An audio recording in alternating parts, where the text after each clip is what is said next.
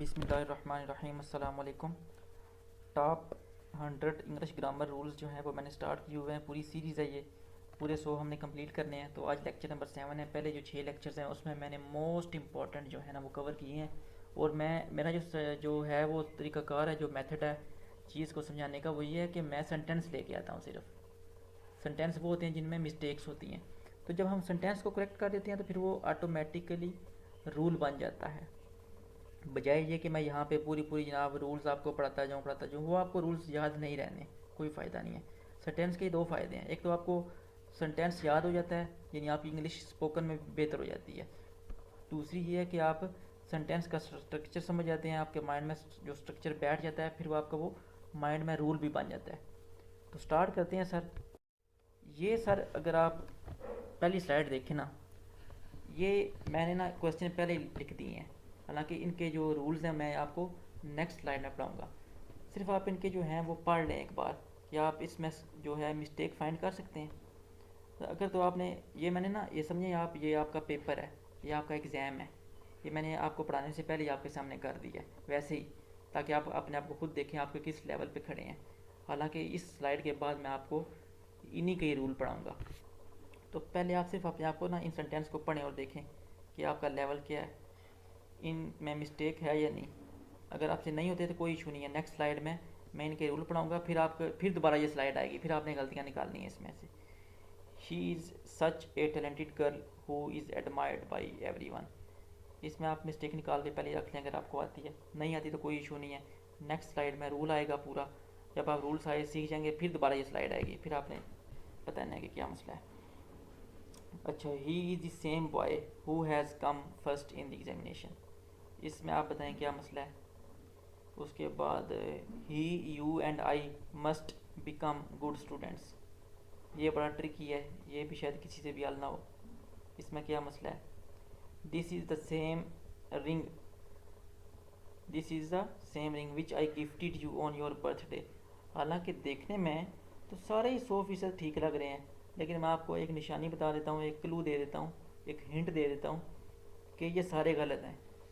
चारों की चारों गलत है। ये आपकी रिस्पॉन्सिबिलिटी है कि आप इसमें आप फाइंड करें, लेकिन आप ये टेंशन नहीं लेनी। नेक्स्ट स्लाइड में आपको मैं ये करवा रहा हूँ, इसका जो है चीज़ जो है ना, इसको रूल जो है मैं बताता हूँ आपको।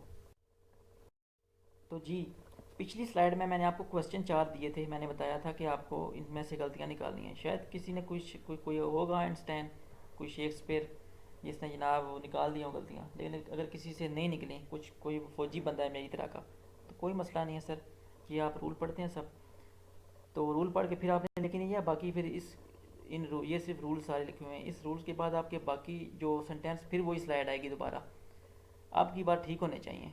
ठीक है सर, तो पहले रूल पढ़ लेते हैं। रूल क्या है। अगर फिक्रे के बाद अगर सेंटेंस में सच का आप देख लें, और सच के बाद आप देखें इस चीज़ को, विच को देखें, हु को देखें, हुम को देखें, और हुज को देखें। फिर सुन लें, अगर से किसी सेंटेंस में आप सच को देख लें, सच SUCH, और सच के बाद, ठीक है, आप विच को देख लें, होम को देख लें, हुज को देख लें, तो उसके बाद आपने एज लगाना है। ठीक है, सच के बाद अगर होम, हुज, विच, हु आ जाए तो फिर सेंटेंस में एज लगाना है। नोट कर लें। जैसा कि ही इज़ सच ए मैन। ठीक है, ये सच आ गया, ए मैन। उसके बाद असर आता है ही सच ए मैन हु भी अब आ गया, आपकी शर्त पूरी हो गई है। He is such a man who is liked by everyone.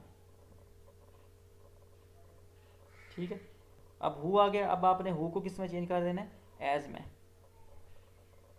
अब यहाँ पे एज लग गया, तो फिर इसका क्या होगा, he is such a man as is liked by everyone. ये वाला गलत है, ये वाला ठीक है। फिर दोबारा रूल सुनने। अगर सेंटेंस में सच आ जाए, he is such a girl, he is such a man, he is such an intelligent boy, तो इस तरह की फिक्रे आ जाएँ, और उनके बाद आ जाए विच, हु, हुम, हुज। ये गलती से लिखा होगा, विच, हुम, हुज, तो आपने इन चारों को कोई भी इनमें से हो तो उसको आपने एज में कन्वर्ट कर देना है। He is such a man who is liked by everyone, इसकी जगह आपने लिखना है he is such a man as is liked by everyone, यानी हु की जगह आपने एज लगा देना है। ये बहुत इंपॉर्टेंट है। हालांकि ये दिखने में ठीक लग रहा है हु वाला, लेकिन यहाँ पे आपने एज लगाना है, एज वाला ठीक होगा। ठीक है, एक तो ये रूल होगा, या आप माइंड में भी याद रख लें, बाद में जो एक्सरसाइज है उसमें मैंने डाला हुआ है ये, फिर आपने वो ठीक करना है, गलती नहीं होनी चाहिए। अच्छा, उसके बाद अगर सेंटेंस में सेम आ जाए, वो जिस तरह सच आता है ना, उसी तरह ही अगर सच की जगह पे सेम आ जाए और और सच की तरह ही विच हु हुम हुज आ जाए, तो फिर आपने दैट लगाना है। यानी फिर इन दोनों चीज़ों में कॉमन क्या चीज़ है, सच के बाद आपने एज लगाना है, यानी सच के बाद अगर ये वाले वर्ड्स आए विच हु हुम हुज, तो फिर इनको आपने एज में कन्वर्ट करना है। ठीक है, इसका अल्टरनेटिव दूसरा क्या है, अगर सेम आ जाए, SAME सेम, यानी सच ना मौजूद हो, सेम हो, तो फिर रूल थोड़ा सा चेंज हो जाएगा। तो फिर क्या होगा, विच हु हुम हुज को आपने दैट में चेंज कर देना है। तो इसके लिए आप सेंटेंस देखें, फिर ही इज़ द सेम मैन, अब सेम आ गया है। अब यहाँ पे आप क्या लगाएंगे, होम को आपने चेंज कर देना। किस में चेंज करूँ, एज में चेंज करूँ या दैट में? दैट में। मैंने कराया कि सेम के बाद दैट आएगा। He is same man that I help yesterday, ये वही आदमी है जिसकी मैंने यस्टरडे मदद की। ठीक है, सच के बाद अगर विच हु हुम हुज आए तो इन चारों को आपने एज में कन्वर्ट कर देना है। अगर सेम के बाद विच हु हुम हुज आए तो इनको में से किसी को आपने दैट में कन्वर्ट कर देना है। यानी such as same that, such as same that, such as same that. ये कम्बिनेशन अपने माइंड में ज़हन नशीन कर लें, सच एज सेम दैट।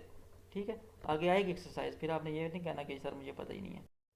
नेक्स्ट, अच्छा बाज़ औक़ात ना एक सेंटेंस में ये you he I he you इकट्ठे आ जाते हैं, तो इनकी भी एक सीक्वेंस होती है, एक तरतीब होती है।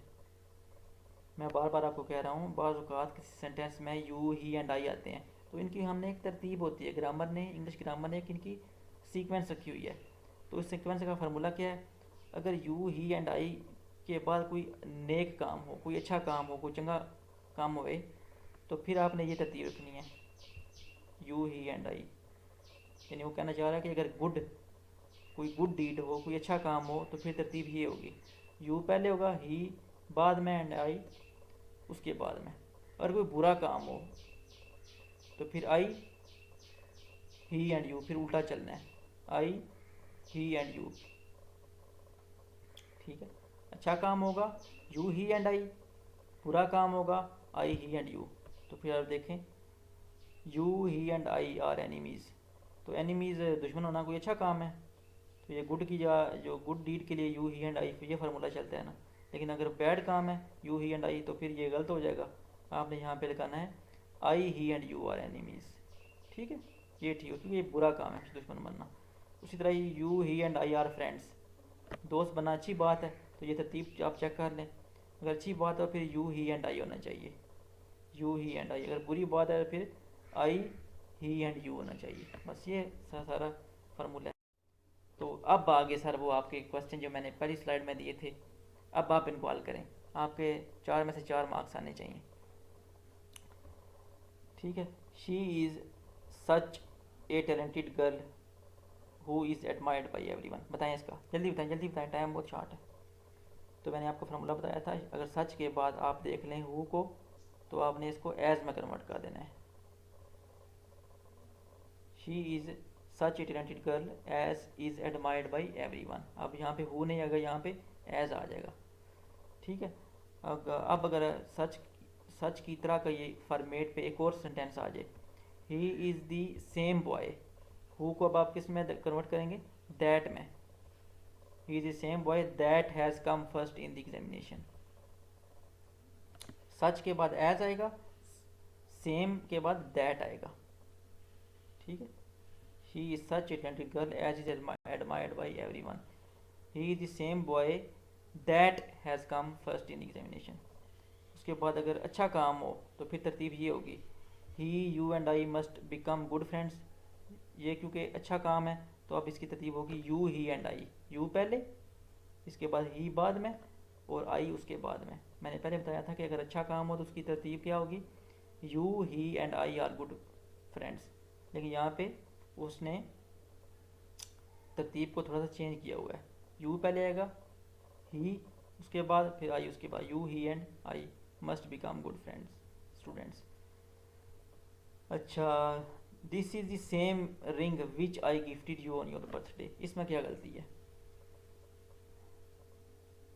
इसमें सर ये गलती है कि ये सेंटेंस बिल्कुल गलत है। क्यों? मैंने आपको बताया था this is the same ring, same आ गया तो अब आपने विच की जगह आपने दैट लगा देना है।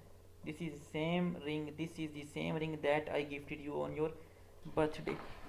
तो ये 4 सेंटेंस आप सिर्फ याद कर लें, बाकी बातों को छोड़ दें। ये 4 सेंटेंस आप अपनी कॉपी में लिख लें, आपके पास 4 मोस्ट इंपॉर्टेंट टूल आपके पास पहुंच गए हैं। तो ये तरीका है चीज़ों को याद करने का, बजाय ये कि आप इतने बड़े बड़े जनाब वो रूल लिखें और उसको बाद जनाब रटे हटे लगाएं और टली टली और छली छली हो जाएं। तो आप सिर्फ सेंटेंस का जो है ना वो स्ट्रक्चर देखा करें और इसका सेंस बनाएं। इससे आपको इंग्लिश पढ़ने भी ईजी लगेगी और आपके माइंड में सेंटेंस का स्ट्रक्चर भी बन जाएगा। ठीक है, तो नेक्स्ट में इंशाल्लाह और लेके आएंगे। ये 12 से 15 लेक्चर या बनेंगे और 100 रूल्स हमारे पूरे हो जाएंगे। इसके बाद हम इंशाल्लाह फ्रेजल वर्ब भी स्टार्ट करेंगे, टेंसेस भी स्टार्ट करेंगे और 500 जो हैं वो मैं लेके आऊँगा इंशाल्लाह सेंटेंस इस तरह के। 100 के बाद 500 वाली सीरीज़ चलेगी, फिर इसके बाद सर प्रेपोजिशन लेके आएंगे, मशहूर प्रेपोजिशन, और हम अपनी अंग्रेज़ी पे ना काफ़ी सारा काम करेंगे, फिर बाकी चीज़ें भी देखेंगे इंशाल्लाह। अल्लाह हाफ़िज़।